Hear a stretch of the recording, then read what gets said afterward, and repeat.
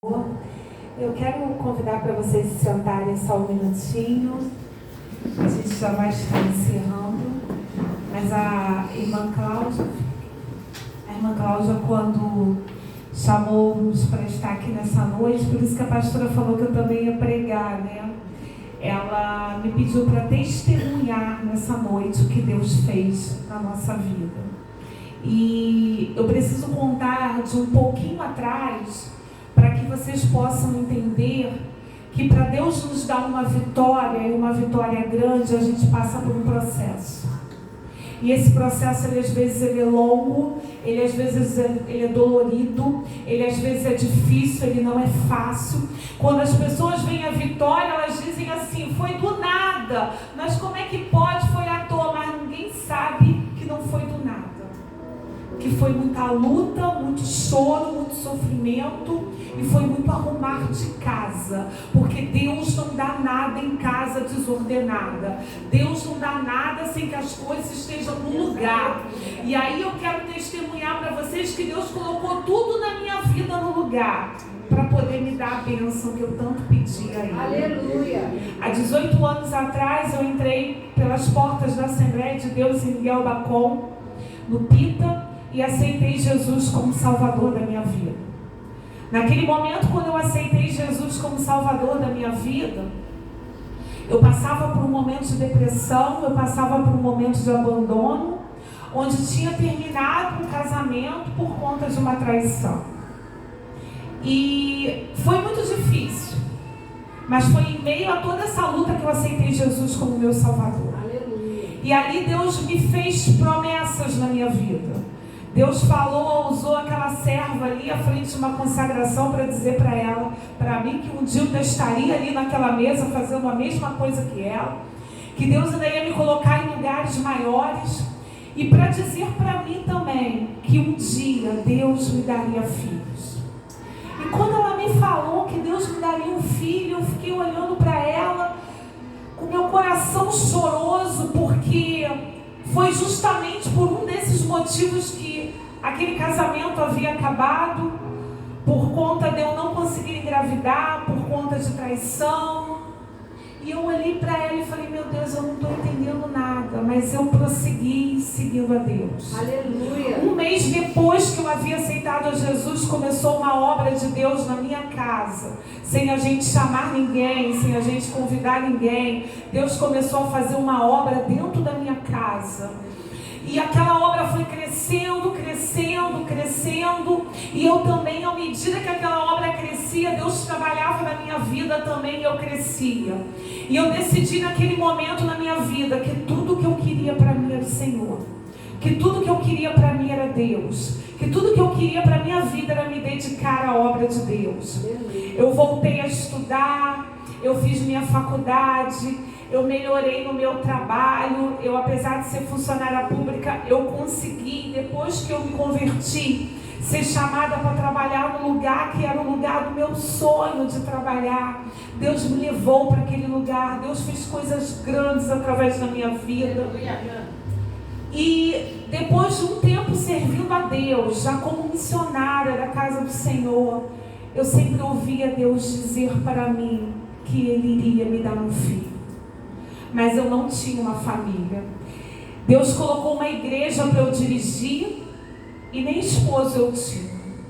E eu era muito afrontada por pessoas que diziam assim, eu tenho filhos e você não tem. Eu tenho aquilo que você deseja ter. E isso dói muito, gente. Machuca muito. Aquela história de Ana é a minha história. E quando eu comecei aquela obra ali, depois de um tempo, eu via que pessoas passavam no meu portão e falavam a si mesmo, como pode uma igreja com uma pastora que não tem marido? E eu ficava olhando e falava assim, gente, eu vou mandar eles perguntarem para Deus, porque nem eu sei como pode. Mas se Deus me colocou aqui, eu tenho que fazer a obra dele. Aleluia! Eu tenho que fazer a vontade dele. E Deus começou a me curar, porque quando a gente passa por relacionamentos desastrosos, a gente precisa ser curado. A gente precisa ser tratado. Não adianta o que o mundo diz aí, arruma outro e vai ficar tudo bem. Não é desse jeito. Você precisa ser sarada pelo Senhor. E durante todo esse período, Deus me sarou, Deus me curou daquilo que Ele tinha para minha vida. Vieram algumas pessoas que não eram de Deus, vieram, mas sempre Deus falava: não é esse, não é, eu não quero essa pessoa para a tua vida, porque eu tenho uma obra na tua vida. Glória a Deus. E chegou um dia dirigindo a consagração. Eu dirigi uma consagração e as irmãs da igreja, nossas irmãs da igreja são uma bênção, né, Gabi? Né, pastora Eli? Nossas irmãs são uma bênção. Porque as irmãs, elas querem nos ajudar, né? Elas querem fazer a obra no lugar de Jesus, né? E as irmãs falavam assim para mim: olha, você tem que ir numa igreja visitar, para Deus te dar um varão. Você fica aqui nessa igreja escondidinha, pequena, que ninguém vem, de diferente. E eu falava assim, eu nunca fui muito de gostar de visitar a igreja. Eu ia quando me chamavam para pregar, quando tinha congressos, mas eu nunca gostei muito disso. E aí eu falava assim: não, eu vou ficar aqui mesmo. E um dia, dirigindo uma consagração, eu vi um homem chegar na porta da consagração. Eu comecei a todo sábado ver aquele homem chegava na porta da consagração com uma blusa meio rosa, meio lilás, assim. E aquele homem ali orava assim. Eu falava assim. Aí um dia, aquele homem aparecia e sumiu. Um dia eu falei: Deus, quem é esse homem que está aparecendo aqui na porta toda vez na consagração? Só tem mulher aqui nessa consagração. Quem é esse homem, Deus? É um ladrão que vai vir aqui para roubar? O que é isso? Eu já fui assustada, gente. E aí Deus aquele dia falou para mim: não se preocupe, porque esse é o teu esposo. Eu vou trazer o teu esposo aqui nessa igreja que eu coloquei você para dirigir. E eu te digo mais, ele não vem daqui, ele vem de muito longe. E eu comecei a guardar essa promessa em Deus. E eu esperava em Deus porque eu sabia que aquele que Deus tinha reservado para mim, ele vinha de longe. E um dia, né, hoje minha cunhada, que é católica, fala para mim assim: ó, você sabia que meu irmão agora é pastor? Eu falei: é mesmo? Ela falou: eu vou chamar ele para pregar na sua igreja. E eu: ai, que bênção, traz ele mesmo. Depois que eu falei isso, eu falei: Jesus, eu tô maluca. Vai que esse homem é uma prova, chega aqui e fala um monte de besteira. Mas eu já tinha falado, aí eu esperei a consagrar. Aí ela falou assim: ó, no final de semana ele vai estar aqui, então eu levo ele na consagração para ele pregar. E aí chegou ele para pregar. Vindo de São Paulo, com a camisa que eu via. Mas tem hora, gente, que quando Deus fala algumas coisas pra gente, a gente esquece, não esquece? Não cai no esquecimento. Eu nem me liguei naquele dia, né? Ele pregou, foi uma bênção, foi embora, foi uma maravilha a pregação, e todo mundo chama o pastor de novo para voltar, mas aí ficou só naquele dia a pregação mesmo, e eu nem me lembrei da promessa, gente. Porque entenda uma coisa, Deus sabe onde você mora, Deus sabe o lugar que você reside, Deus sabe o número do seu RG, do seu CPF, aquilo que você precisa. Então não precisa correr atrás da bênção. Deus leva a bênção no lugar que você está e no lugar que Ele te colocou. Não precisa ficar preocupado. Não precisa ficar preocupado e sair correndo para buscar a bênção, não. Deus levou ele lá. Só que ainda não era aquele tempo de iniciar o namoro. E a gente precisa entender que Deus levou ele simplesmente para me conhecer e para colocar que ele era a promessa. Eu não pensava em nada de relação ao namoro, mas naquele dia ele disse para a irmã dele assim: olha, gostei da sua amiga, eu vou casar com ela. Eu gostei da sua amiga, vou casar com ela. E a Bíblia diz que aquilo que é ligado na terra é ligado no céu. Mas tinham muitas coisas ainda para serem resolvidas, tanto na minha vida, não tanto na minha vida, era mais na vida dele. Se passaram 2 anos depois, até a gente voltar a ter contato, conversar, né? Começar a conversar por telefone. E demorou até um bom tempo para a gente se encontrar novamente. Eu só tinha visto ele uma vez. E faltando quase um mês para o dia desse encontro, eu recebi uma proposta do inferno, um prato de lentilha. E a gente precisa entender que quando Deus está perto de dar uma bênção para a gente, Satanás ele vem para tentar aprontar das dele, como a irmã falou, e colocar algo que não é de Deus para a nossa vida. E naquele dia eu me frustrei, eu fiquei chateada, mas eu disse não para a proposta do inferno. E à noite, dirigindo o culto, o meu amigo presbítero Pablo, que na época era presbítero lá pregando, ele virou para mim e falou assim: missionária Jairo, daí ela era missionária. Não falei nada para ninguém, gente, porque você hoje disse não para o prato que Satanás ofereceu para a tua vida. Eu digo para você que antes desse ano acabar, Deus vai entregar a vitória que você tanto tem pedido a Ele. Aleluia. Menos de um mês depois, eu tenho meu primeiro encontro com Ele. A gente se encontra, começa aquela conversa de certa Lourenço que vocês conhecem. Começa aquela conversa, aquela coisa toda. E eu falei, gente, eu gostei dele. Eu gostei do varão. E ele também gostou de mim. Depois ele me deixou na minha rua. Diz ele, né, que eu subi a rua trocando as pernas. Até hoje ele conta isso para todo mundo. Ele conta isso para todo mundo, que quando ele foi me deixar lá na rua, ele veio, me deu aquele beijo e eu subi a rua trocando as pernas. Ele conta isso aí cheio de graça para todo mundo. Mas no dia seguinte ele me ligou e ele falou assim: olha, eu tenho algo para te dizer. E eu falei: fala. Ele falou assim: é isso mesmo que você quer para a sua vida? Porque eu quero um compromisso sério. Eu sou um pastor. E se é isso que você quer para a sua vida, dentro de meses a gente vai estar casado. Eu quase caí. Ele falou assim: eu vou colocar uma aliança de compromisso no seu dedo, eu vou procurar o seu pai, a sua mãe, eu vou conversar com eles e a gente marca logo essa data de casamento e casa. Gente, no segundo dia. E eu olhava e falava assim: gente, esse homem é maluco. Mas naquela hora eu falei: eu quero. E 7 meses depois, para a honra e glória do Senhor, a gente estava casado.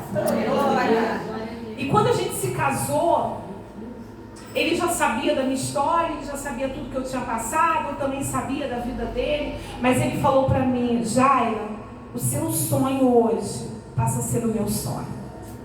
Aquilo que você deseja para a tua vida passa a ser o desejo da minha vida também. E muitas das vezes eu acordava de madrugada com meu esposo com a mão na minha barriga orando por mim. Com meu esposo colocando a mão na minha barriga e profetizando. Quantas das vezes ele chorou junto comigo. Quantas das vezes ele sofreu ali junto comigo. E eu digo para vocês que não foi fácil. Eu voltei aos médicos, eu comecei a me tratar, eu fazia tudo aquilo que a médica mandava, mas com 40 e tantos anos é difícil. E no ano passado foi o ano mais difícil da nossa vida. A médica descobriu que eu tinha um mioma e ela falou que para aquele mioma ser tratado ela precisava suspender a minha menstruação. Eu tomei injeções para suspender a menstruação. E eu ouvi que quando os efeitos das injeções acabassem e que eu estivesse boa, não estivesse mais com mioma, poderia ser que eu não voltasse mais a menstruar, mas eu voltei para a honra e glória do Senhor. Aleluia! E Deus continuava falando comigo que Ele realizaria o sonho, o meu sonho. E quando chegou em novembro, eu comecei aonde eu estava, mulheres grávidas vinham até mim. Era no trabalho, era na rua, era no ônibus, era em tudo quanto é lugar. Era um tal de mulher grávida vir falar comigo, me contar as coisas, compartilhar comigo. E eu falava assim: eu não estou entendendo nada. Aí eu contei para ele.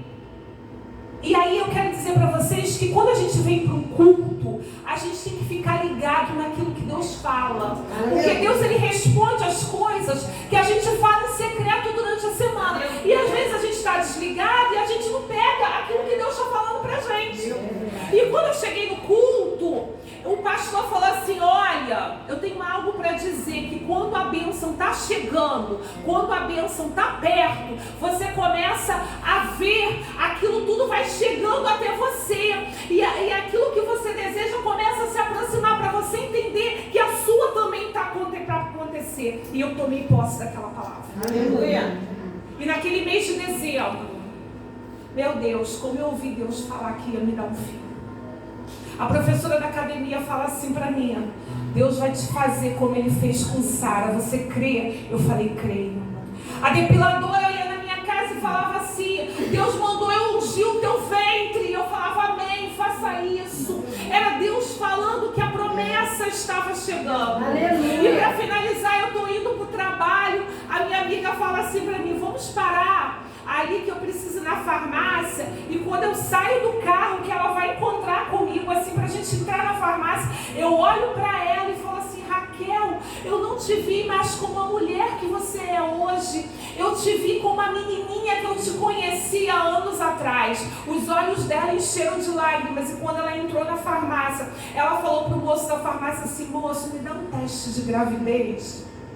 E quando ela falou: moço, me dá um teste de gravidez, ali na farmácia eu comecei a pular, eu comecei a glorificar a Deus. E eu falei: Raquel, você está grávida, Raquel. E você está grávida de uma menina, Raquel. Deus vai te dar uma menina. E ela se alegrou ali, foi para casa tímida. E ela me deixou no trabalho e falou assim: eu vou lá fazer um exame. E ela foi lá, fez. E quando chegou no final do trabalho, ela falou assim: já, eu estou grávida. Eu falei: já sabia. E hoje Raquel está lá com a barriguinha dela de uma menina. Amém. E quando chegou em janeiro, foi o dia de Deus entregar a minha vitória que eu esperava mais de Deus. Com aquele papel para fazer um beta-HCG, eu entrei pela primeira vez no laboratório sem chorar.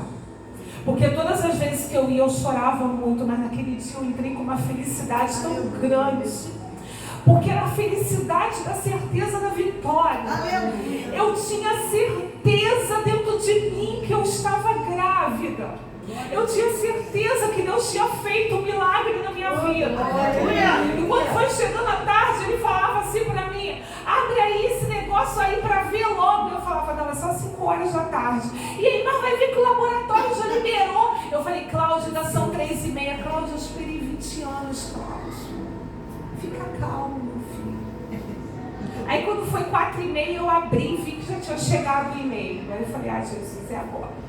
E eu abri aquele e-mail e eu comecei a pular e falar pra ele: eu tô grávida. Glória a Deus, Ele aquilo ali, ele queria ver escrito grávida, mas são só números. E ele falava assim: mas só tem número aqui. E eu falei: peraí, eu mandei pra médica e ela botou assim pra mim: gravidíssima. Gravidíssima, estéril, com 48 anos de idade. Meu Deus.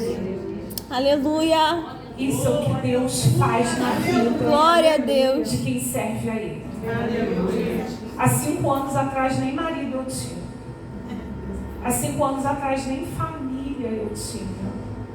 Mas como foi lido aqui pelo pastor no início da pregação, por vossa dupla vergonha e afronta, exultareis da parte do Senhor, pelo que na sua terra possuirão o dobro e terão perpétua alegria. Aleluia. Deus fez o dobro na minha vida.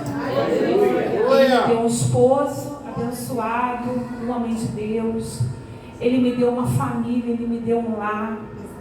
E o Samuel, ele falou que vocês não viram quando chegou, está aqui dentro da minha barriga. Aleluia! Eu quero nessa noite glorificar o nome do Senhor. Glória a Deus! Aleluia! Por todas as maravilhas que Ele faz na vida de todos aqueles que esperam no Senhor. Apenas creiam, porque Deus é poderoso para fazer infinitamente mais. E eu agradeço a minha oportunidade em nome de Jesus.